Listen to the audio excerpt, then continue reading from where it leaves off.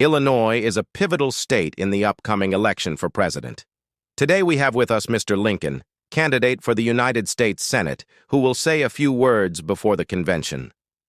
Mr. Lincoln, the nation is looking to Illinois to give a decisive voice to the triumph of freedom. The Republican cause in this state is committed to the full restoration of American principles, a principle which puts the human soul above property, liberty above law, humanity above self-interest. Slavery is a moral evil. Its blight rests upon all its votaries, both bond and free, and curses alike the master and the slave. To deny the self-evident truth that all men are created equal is to shut the door against progress. It is to sacrifice the divine ideal of human brotherhood on the altar of selfishness. My fellow patriots, the contest here in Illinois is a critical one. It is one that concerns the welfare of our state, yes, but also the fate of our nation. There are those who seek to perpetuate slavery, who would expand its cursed domain, and there are those who, like myself, demand the extinction of this evil. I tell you, my friends, the Republican position is the one of progress and of triumph. Our ranks are growing by the day.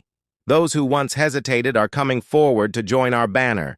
Farmers, mechanics, laborers, men of thought, and men of action all unite in demanding the overthrow of the bar, which would shut against African Americans the doors of hope and happiness. In this great struggle, the eyes of the nation are turned towards us, towards Illinois. Our state is destined to play a crucial role in this conflict. If we stand firm, if we raise our voices loud and clear, we shall send forth a clarion call that will echo across the land. Men of Illinois, the moment is at hand. The choice before us is momentous. Will we stand idly by while the forces of darkness hold our nation in their grasp? Or will we rise up and proclaim with unwavering resolve that freedom shall be the cornerstone of our republic? If we could first know where we are and whither we are tending, we could better judge what to do and how to do it. We are now far into the 5th year since a policy was initiated with the avowed object and confident promise of putting an end to slavery agitation.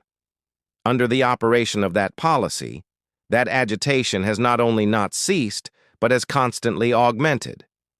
I do not expect the Union to be dissolved. I do not expect the House to fall. But I do expect it will cease to be divided. It will become all one thing or all the other. Either the opponents of slavery will arrest the further spread of it and place it where the public mind shall rest in the belief that it is in the course of ultimate extinction, or its advocates will push it forward till it shall become alike lawful in all the states, old as well as new, north as well as south. Have we no tendency to the latter condition? Let anyone who doubts carefully contemplate that now almost complete legal combination, piece of machinery, so to speak, compounded of the Nebraska Doctrine and the Dred Scott decision. Let him consider not only what work the machinery is adapted to do and how well adapted, but also let him study the history of its construction and trace, if he can, or rather fail if he can, to trace the evidences of design and concert of action among its chief architects from the beginning. The new year of 1854 found slavery excluded from more than half the states by state constitutions and from most of the national territory by congressional prohibition. 4 days later commenced the struggle which ended in repealing that congressional prohibition. This opened all the national territory to slavery and was the first point gained. But so far, Congress only had acted, and an endorsement by the people, real or apparent, was indispensable to save the point already gained and give chance for more. This necessity had not been overlooked, but had been provided for, as well might be, in the notable argument of squatter sovereignty, otherwise called sacred right of self-government, which latter phrase, though expressive of the only rightful basis of any government, was so perverted in this attempted use of it as to amount to just this, that if any one man choose to enslave another, no third man shall be allowed to object. That argument was incorporated into the Nebraska bill itself in the language which follows.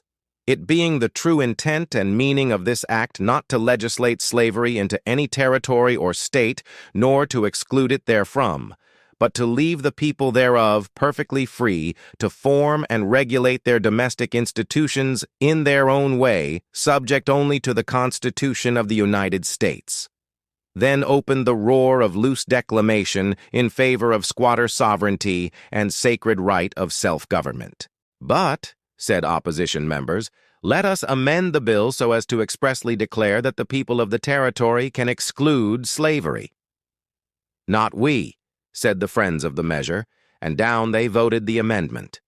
While the Nebraska bill was passing through Congress, a law case involving the question of a Negro's freedom, by reason of his owner having voluntarily taken him first into a free state and then into a territory covered by the congressional prohibition, and held him as a slave for a long time in each, was passing through the United States Circuit Court for the District of Missouri, and both Nebraska bill and lawsuit were brought to a decision in the same month of May, 1854.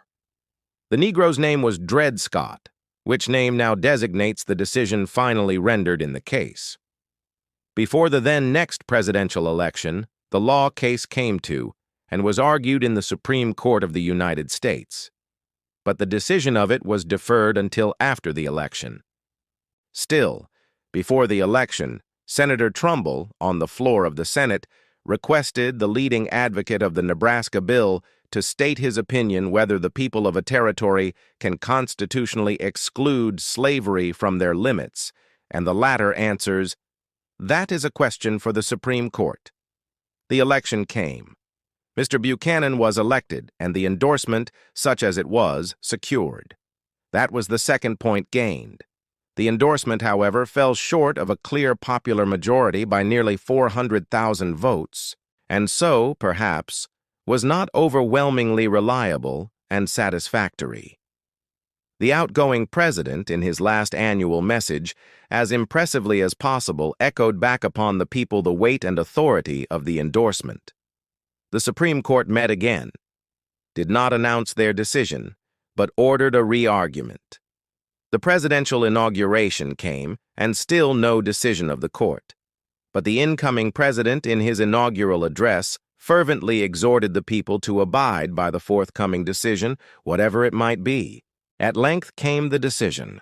The reputed author of the Nebraska bill finds an early occasion to make a speech at this Capitol, endorsing the Dred Scott decision and vehemently denouncing all opposition to it.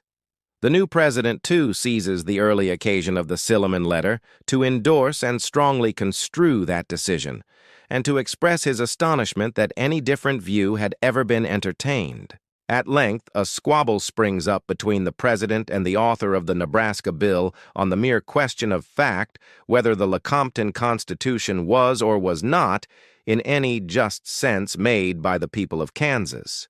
And in that quarrel, the latter declares that all he wants is a fair vote for the people, and that he cares not whether slavery be voted down or voted up. I do not understand his declaration that he cares not whether slavery be voted down or voted up, to be intended by him other than as an apt definition of the policy he would impress upon the public mind, the principle for which he declares he has suffered so much and is ready to suffer to the end. And well may he cling to that principle. If he has any parental feeling, well may he cling to it. That principle is the only shred left of his original Nebraska doctrine. Under the Dred Scott decision, squatter,